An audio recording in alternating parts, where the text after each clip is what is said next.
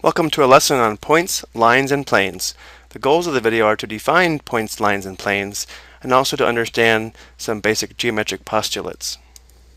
A point is an exact location in space. They are shown as dots on a plane in 2 dimensions, or a dot in space for 3 dimensions. And they are labeled with capital letters to distinguish between different points. However, a point does not take up any space. So if we were to plot points in 2 dimensions, we often plot them on the coordinate plane as we see here. So if we had 4 points, we could label them capital A, capital B, capital C, and capital D in no specific order. Now if we plot points in 3 dimensions, we would have 3 sets of axes, and to give it a 3-dimensional perspective, we often construct a box to represent where that point is in space. So if we had a point here, let's call it point E, this box is supposed to give it a 3-dimensional perspective. And I have another video on how to plot points in 3D, and it can sometimes be challenging to give something a 3-dimensional perspective on a flat screen. Let's take a look at a Wolfram demonstration showing points in space. So here we see several points plotted in space, and as they move, you get a better feel for what it's like to see points in space. And we can also increase the number of points plotted.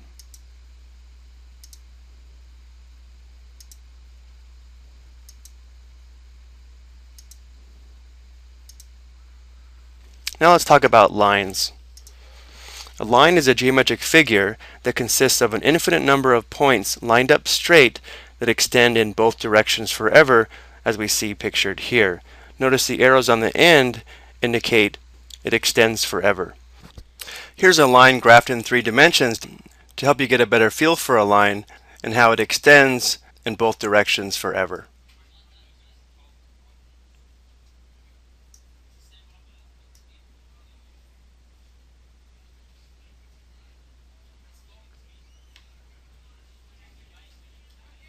And a line can be identified 2 ways. One way is by a lowercase letter. The other way is by using 2 points that the line passes through. So if this was point M and this was point N, we can identify this line as line MN. We put a little line above the 2 capital letters. If we introduce another point on this line, let's say O, we could call this line MO or line ON, and so on. So if there's more than 2 points labeled on a line, there are several ways to label the line using this notation here. The alternative method is to identify the line by 1 lowercase letter. So for example, I label this with a lowercase l. I can call this line L. A couple more things to mention about a line. There's exactly 1 line through 2 points. So if we consider the points M and O, there's only 1 line passing through those 2 points, and that's the one pictured here. There are no other lines that will also pass through those 2 points. Next, all of the points on the same line are called collinear. So points M, O, and N are all collinear because they're all on the same line. However, if we introduce another point that's not on the line, let's say this point here, point P, now all 4 of these points are not on the same line. And a set of points not on the same line are called non-collinear. Now when we graph 2 lines at the same time in 2 dimensions, we either have something called parallel lines or intersecting lines. Parallel lines never touch each other, as we see pictured here on the left, and intersecting lines do touch each other at some point. So for these 2 lines, they're intersecting and we see the point of intersection. And these 2 lines, even though we don't see where the point of intersection would be because it would be off the screen, we can tell they will intersect at some point. So if we call this line A and this line B, the way we identify the 2 lines of parallel is we say that A is parallel, that's the parallel symbol, to line B. And when we have 2 intersecting lines, the intersection of the 2 lines will only be 1 point. So for these 2 lines, this would be our point of intersection, and it's the only point of intersection.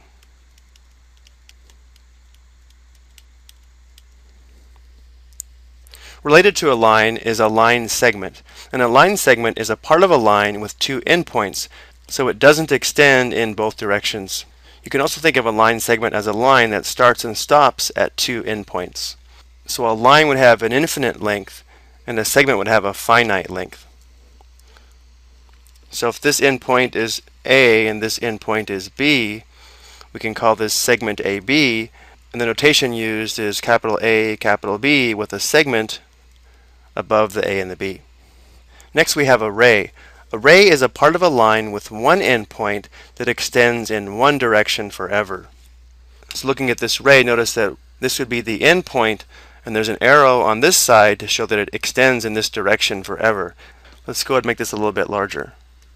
So if this is point C, and then we call this point here point D, this would be ray CD, and the order of the points is important when it comes to the notation.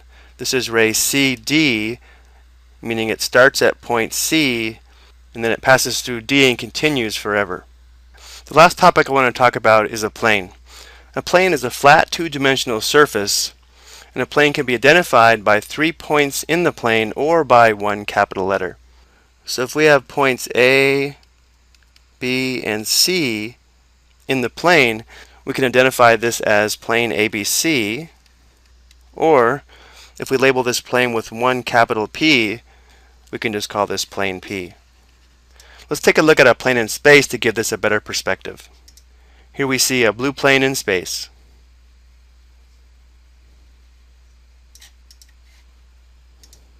A couple more things to mention about a plane.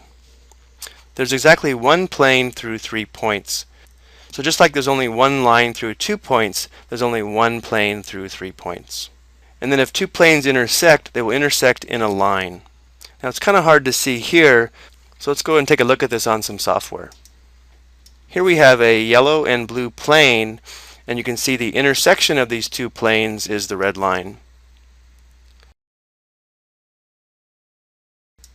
So if two planes are not parallel, they will intersect, and they will intersect in a line.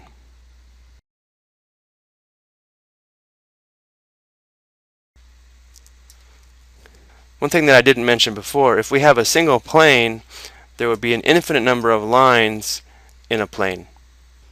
And then lastly, coplanar points are in one plane.